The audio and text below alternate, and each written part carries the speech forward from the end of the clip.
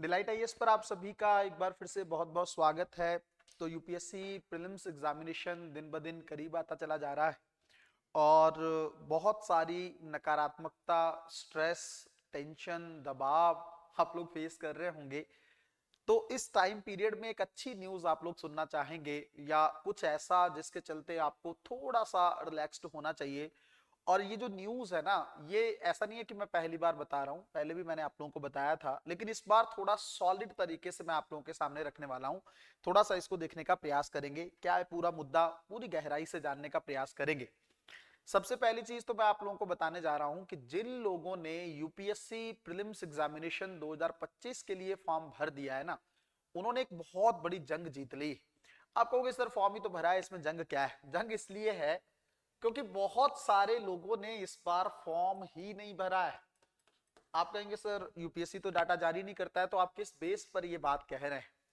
देखिए, हम ना मुखर्जी नगर में रहते हैं और बहुत सारे बच्चों को लेकर ना मिलते रहते हैं, या अपडेट्स मिलती रहती हैं चीजों को लेकर।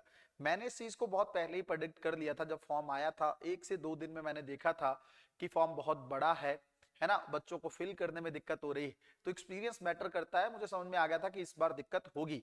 लेकिन अभी जो है, जैसे फॉर्म भरे हुए भी काफी दिन हो गए लोगों को, मैंने बहुत सारे बच्चों से बात भी की है, बहुत सारे लोग मिले भी हैं, कुछ और भी सोर्सेज हैं जिसके माध्यम से पता करवाया गया है। उससे एक चीज निकल के आई है सामने कि इस बार काफी सारे लोगों ने इवन दिल्ली के क्षेत्र में फॉर्म नहीं भरा है। और एक चीज और मैं इसका प्रूफ आप लोगों को देना चाहूंगा कि लास्ट मोमेंट तक, मतलब 2-3 दिन जब फॉर्म फिलअप में रह गए थे, इवन 20 तारीख के आसपास कोई स्टूडेंट बता रहा था कि उसने सर अप्लाई किया, कोई 21 तारीख तक डेट बढ़ गई थी, 20 को उसने अप्लाई किया, तब भी दिल्ली का सेंटर फिल नहीं हुआ था। ये उस स्टूडेंट का कहना है, ये ऐसा नहीं है कि मैंने करके देखा है, मुझे उस स्टूडेंट ने बताया। तो अब आप सोच के देखो, 3 से 4 दिन में दिल्ली फेल हो जाता था हर साल। मतलब अगर आप देखेंगे, अगर आपने तैयारी की है, 1-2 साल पहले आपने एग्जाम फिलअप किया है, तो आप देखते होंगे कि चार मैक्सिमम 4 से 5 दिन या 1 वीक में तो दिल्ली हर हाल में फिलअप हो जाता था। दिल्ली में आपको सीटें नहीं बचती थी या सेंटर नहीं मिलता था, या तो आप गाजियाबाद जाते थे या फिर आप गुड़गांव के लिए जो है सेकंड ऑप्शन चूज करते थे। बट अब तो दिल्ली लास्ट तक नहीं भरा गया है। इसका मतलब सीधा क्लियर है कि इस बार उतने लोग एग्जाम देने नहीं जा रहे हैं जितने हर साल लोग एग्जाम देते हैं। इसका मतलब इस बार जो संख्या है स्टूडेंट्स की, वो प्रीलिम्स एग्जामिनेशन में कम रहने वाली है। 100% ये चीज क्लियर है, इसमें कोई दो राय नहीं। तो क्या एक आंकड़ा भी हम लोग निकाल सकते हैं कि कितने एग्जाम देंगे? देखो, वो तो बहुत ज्यादा एक स्पेसिफिक चीज हो जाएगी, बट मेरे हिसाब से ना ये लगभग लगभग 60% का इस बार जो है रेशियो रह सकता है। मतलब अगर मान लो 14 से लाख के आसपास लोग एग्जामिनेशन फेल करते हैं, मान लो यूपीएससी में अभी, और एग्जाम देने मान लो 11 से 12 लाख लोग जा रहे हैं, तो इस बार जो है ये आंकड़ा 7-8 लाख लोगों तक हो सकता है। 7 से 8 लाख लोग जो है एग्जामिनेशन में जा सकते हैं देने के लिए। आप कहेंगे सर बहुत सारे लोग हैं ये तो, बट कंपैरेटिवली बहुत कम है। अगर आप देखोगे पिछले 2-3 साल में जिस तरीके से कंपटीशन इंक्रीज हुआ है, और ये जो मैं 14-15 लाख का आपको बता रहा हूं, ये 2022 का आंकड़ा है, क्योंकि अभी लेटेस्ट 2023-24 का तो रिपोर्ट ही नहीं आया यूपीएससी का। वो तो उसमें पता चलेगा कि कितने लोगों ने फिलअप किया या कितनी सारी चीजें हुई। ये मैं उस समय का बता रहा हूं। तो अगर मान लो रफ आइडिया ले, 15 लाख के आसपास लोग एग्जाम फिल करते हैं, तो अभी ये आंकड़ा भी इस बार गिरने वाला है। अच्छा देखो, एक चीज तो ये है, दूसरी चीज ये है कौन से कारण, चलो ठीक है, एक तो अगर हम देखें कि फॉर्म जो है वो बहुत लेंदी था, है ना, इसके चलते लोग नहीं भर पाए। डॉक्यूमेंट्स चाहिए थे बच्चों को बहुत सारे, सर्टिफिकेट को लेकर, उसके चलते लोगों ने भरा। तीसरा, माता पिता को लेकर पैन कार्ड, ये वो डिटेल ये सब मांगा गया था, ये चीजें नहीं हो पाई।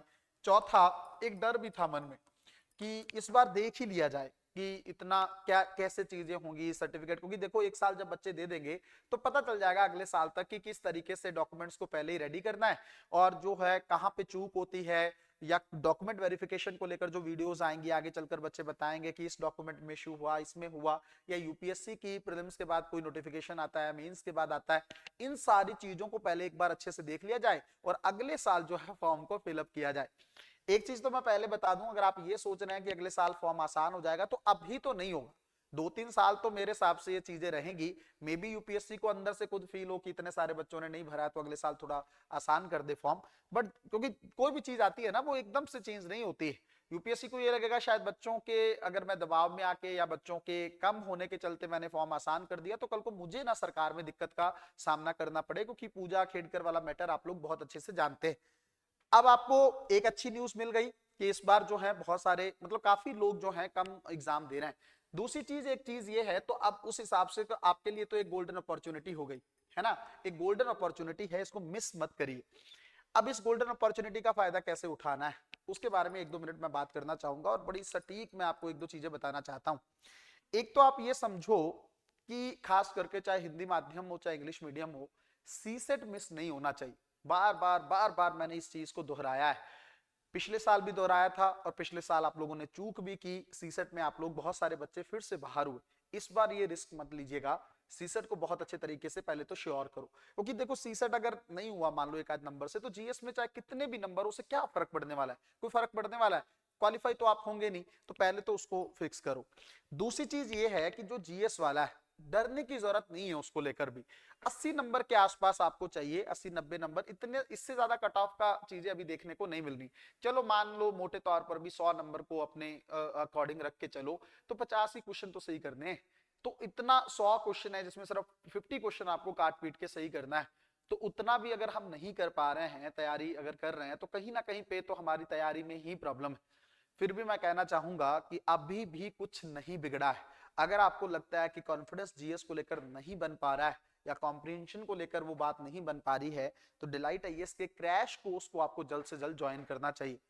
कुछ क्लासेस हुई हैं उसको जल्दी जल्दी रिकॉर्डेड फॉर्म में देख सकते हो। इकोनॉमिक्स अभी चल रहा है, ज्योग्राफी और एनवायरनमेंट स्टार्ट होने वाला है, हिस्ट्री बाकी है, साइंस एंड टेक्नोलॉजी बाकी है, आईआर का सेगमेंट बाकी है, करंट अफेयर की चीजें शुरू होने वाली।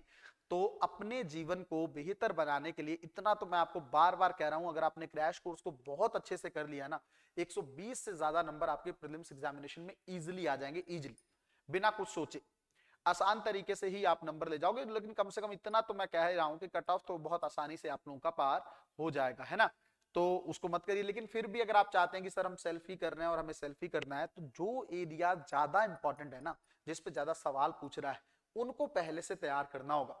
मैं बार बार कह रहा हूं, विदाउट कॉन्सेप्चुअल क्लैरिटी अभी प्रीलिम्स एग्जामिनेशन को डील नहीं किया जा सकता है।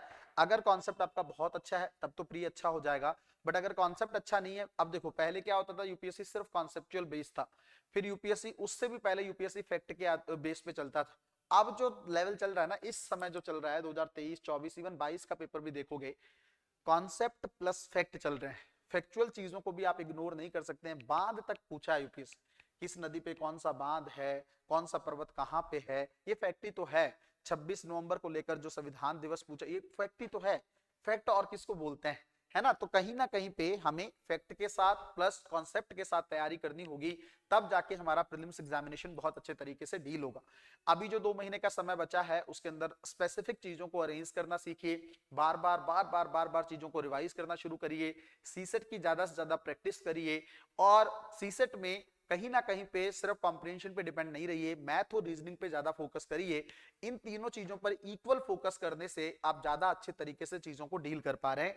और अगर कहीं डर लग रहा है या कुछ भी प्रॉब्लम है, जो नंबर डिस्क्रिप्शन में दिए गए हैं उस पर कॉल करके इवन मुझसे बात कर सकते हैं, या फिर आप लोग जल्द से जल्द क्रैश कोर्स को ज्वाइन कर अपने सर का टेंशन जो है वो हमेशा के लिए खत्म कर सकते हैं।